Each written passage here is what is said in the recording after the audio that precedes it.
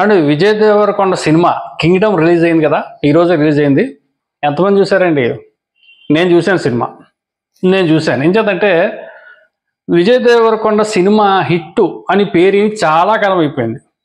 గతంలో ఈ కుర్రాడు పాపం మంచి మంచి సినిమాలు తీసాడు, మంచి నటుడు కూడా, చాలా చక్కని న్యాచురల్గా నటిస్తూ ఉంటాడు. కుర్రాడులో అన్నీ ఉన్నాయి, కామెడీ ఉంది, డ్యాన్స్, నవరసాలు చక్కగా పోషించే నటుడు.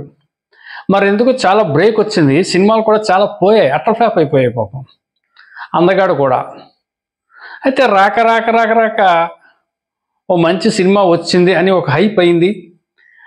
విజయ్ దేవరకొండ అభిమానులు అందరూ కూడా, ముఖ్యంగా ఈ సినిమా దర్శకుడు గౌతమ్ గతంలో 2 సినిమాలు తీశాడు. మళ్ళీ రావా, జర్నీ అనే 2 పిక్చర్లు తీస్తే 2 పిక్చర్లు కూడా హిట్ అయ్యాయి. సో ఈ నిర్మాత కూడా నాగసాయి, మంచి నిర్మాత, స్టార్ ప్రొడ్యూసర్. అయితే వీళ్ళిద్దరూ సారథ్యంలో తీస్తున్న సినిమా కాబట్టి మరి డెఫినెట్గా సినిమా బాగుంటుంది అని హై ఎక్స్పెక్టేషన్స్తో ఈ సినిమాకి వెళ్ళారు ప్రేక్షకులు. అంటే ఓవర్ కాన్ఫిడెన్స్తో వెళ్ళిపోయారు. సినిమా బ్లాక్ బస్టర్ అని మైండ్లో ఫిక్స్ అయిపోయి వెళ్ళిపోయారు. అయితే బ్లాక్ బస్టర్ నేను చెప్పలేను, కానీ సినిమా అయితే పర్వాలేదు, బాగుంది, చూడొచ్చు. యావరేజ్ యావరేజ్ ఏం కాదు, కానీ సినిమా అయితే బోర్ లేదు, చక్కగా చూడొచ్చు సినిమా అయితే. అయితే ఈ సినిమా కథ చాలా పాత కథ, చాలా రొటీన్. గతంలో మనం కొన్ని సినిమాలు చూస్తున్నాం, ఛత్రపతి, కేజీఎఫ్ ఏ ఉన్నాయి చూసారా, ఆ కథలాంటి కథ ఇది. కథలో కొత్తదనం అనేది ఏమీ లేదు. 1991 ప్రాంతంలో ఒక కొడుకు తన తండ్రిని హత్య చేసి ఎక్కడికో పారిపోతాడు. పారిపోయి శ్రీలంకలో జప్నా అనే ప్రాంతానికి వెళ్ళిపోయి అక్కడ ముఠాకి నాయకుడిగా ఉంటాడు. అక్కడ స్మగ్లర్స్ అందరికీ ఒక పెద్ద నాయకుడు అయిపోతాడు అతను.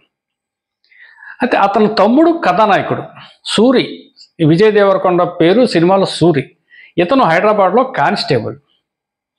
ఇతను అన్న కోసం నెతుకుతూ ఉండగా ఒక పోలీస్ ఆఫీసర్ చెప్తాడు, నీ అన్న పలానా చోట శ్రీలంకలో జప్నా అనే ప్రాంతంలో ఒక స్మగ్లర్ నాయకుడిగా ఉన్నాడు, నిన్ను అక్కడ గూఢచారిగా పంపిస్తామని చెప్పేసి ఇతను పంపుతారు అక్కడికి. అంతే కథ, ఏమీ లేదు, సింపుల్.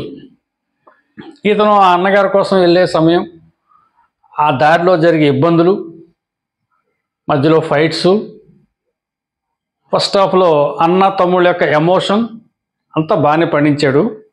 కథ ఎంత రొటీన్ అయినా కానీ ఈ కథను స్క్రీన్ పై మీద తీసుకొచ్చే విషయంలో దర్శకుడు అక్కడక్కడక్కడక్కడ కొన్ని మిస్ అయ్యాడు. అక్కడే సినిమా ఒకసారి చూడొచ్చు అన్న కారణం అదే. అక్కడ దర్శకుడు బాగా ఎఫర్ట్ పెట్టుంటే సినిమా నిజంగా బ్లాక్ బస్టరే. ఎంచేదంటే ఈ టైప్ ఆఫ్ కథలో ఈ కంటెంట్ చాలా మంచి కంటెంట్. ఇది అంటే అనాగరికమైన ఒక ప్రాంతంలో ఉద్ధరించడానికి ఒక నాయకుడు వస్తాడని నిరీక్షించే కంటెంట్. గతంలో కొండవీడు దొంగ వచ్చింది చిరంజీవి గారిది. ఆ నాయకుడు విజయ్ దేవరకొండ వెళ్తాడు, వెళ్ళి అన్నగారు కలిసినప్పుడు అన్నదమ్ముల సెంటిమెంట్ ఉంది సినిమాలో. దానికి తోడు అక్కడ ఉన్నటువంటి స్మగ్లింగ్ని రూపుమాపే ఒక యాక్షన్ సీన్స్ ఉన్నాయి. కానీ ఈ యాక్షన్ సీన్స్ తీయటంలో డైరెక్టర్ ఫెయిల్ అయిపోయాడు. అది పూర్తిగా ఎందుకు తీయలేకపోయాడు. నిర్మాత ఖర్చు అంటారా, ఈ నాగవంశీ బ్రహ్మాండమైన ఖర్చు పెట్టేశాడు. ఎక్కడ ఏ సన్నివేశం కూడా రాజీ పడలేదు. మరి లొకేషన్స్ కూడా చాలా బ్రహ్మాండం లొకేషన్ తీశారు. మ్యూజిక్ కూడా అదరగొట్టే. సినిమాలో పాటలు ఏమి హిట్ కాదు, మ్యూజికల్ హిట్ కాదు, బ్యాక్గ్రౌండ్ మ్యూజిక్ చాలా బాగుంది. కెమెరా ఛాయాగ్రహణం కూడా చాలా బాగా తీశాడు. అయితే ఇక సినిమాలో చూసుకుంటే అంత సస్పెన్స్ అంటే పార్ట్ 2 ఉందంటున్నారు, దానికోసం సస్పెన్స్ మెయింటైన్ చేసాడని కూడా ఒక టాక్ వస్తుంది. ఈ సినిమాలో హీరో వెళ్ళే లక్ష్యం ఒకటి, అక్కడ స్మగ్లింగ్ను రూపుమాపి అన్నగారి రక్షణ తీసుకొచ్చేది ఒకటి. కానీ అక్కడికి వెళ్ళాక అది అంతగా జరగదు. స్మగ్లింగ్ని రూపుమాపడు. విలను తన పని తను చేసుకుంటూ ఉంటాడు.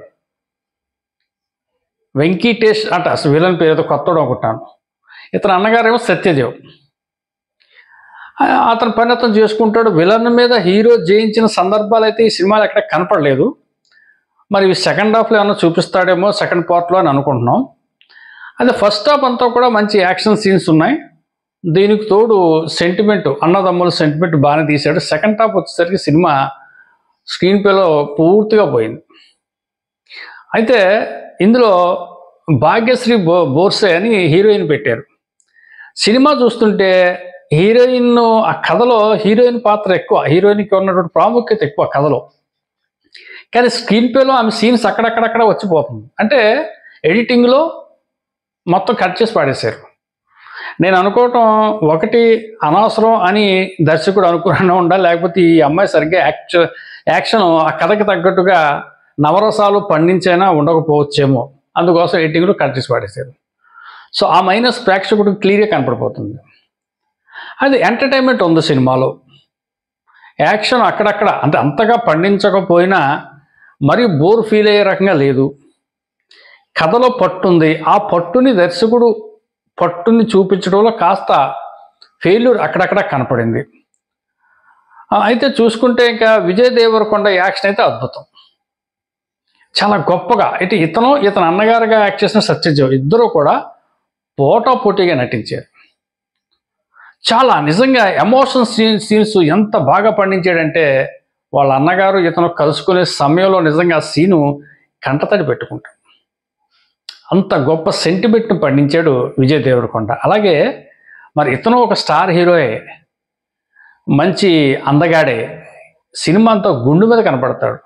సాధారణంగా ఏ కథానాయకుడు ఒప్పుకోడేమో, ఇతను ఆ పాత్ర కోసం ఒప్పుకున్నాడు. సినిమా అంతా గుండుతో కనపడతాడు, మంచి ఫిజిక్, సినిమాలో మంచి ఫైట్స్ కూడా ఉన్నాయి, అద్భుతమైన ఫైట్స్ కూడా ఉన్నాయి.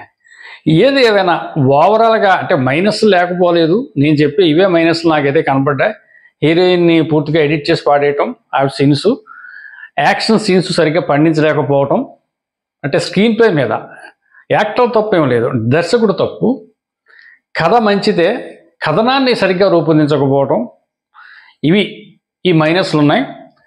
అదేవిధంగా కథకు తగ్గట్టుగా ప్రేక్షకుడు పూర్తిగా బయటకు వచ్చిన వెంటనే ఏంటి స్టోరీ అంటే బేగి చెప్పలేడు. ఎక్కడెక్కడెక్కడ సస్పెన్స్గా ఉంది. ఏంటంటే పార్ట్ 2 వస్తాయి, ఎంత పార్ట్ 2 వచ్చినా, ఇప్పుడు పుష్ప వచ్చింది, తర్వాత పార్ట్ 2 ఉంది, ఆ స్టోరీ మనకు క్లియర్గా అర్థమైపోతుంది. ఇలా ఉంటాయి. దేవరా అది కూడా అంతే, అలాగే మనకు అర్థమైపోతుంది. కానీ ఇది ఎందుకో పూర్తి సస్పెన్స్లో పెట్టేశాడు. అయితే సినిమా అయితే బోర్ లేదు, ఒకసారి ఈ సినిమా బ్రహ్మాండంగా హాయిగా చూసి రావచ్చు. ఇప్పుడు చెప్పాలంటే ఇప్పుడున్న మార్కెట్లో 2 చిత్రాలు హిట్ చిత్రాలు. మనం ఒక చిత్రం కోసం అనుకున్నాం, ఇప్పుడు ఇది కూడా మంచి సినిమా, అందరూ చూడవచ్చు, చక్కగా చూసి ఎంజాయ్ చేయవచ్చు ఈ సినిమాని అయితే. Thank you.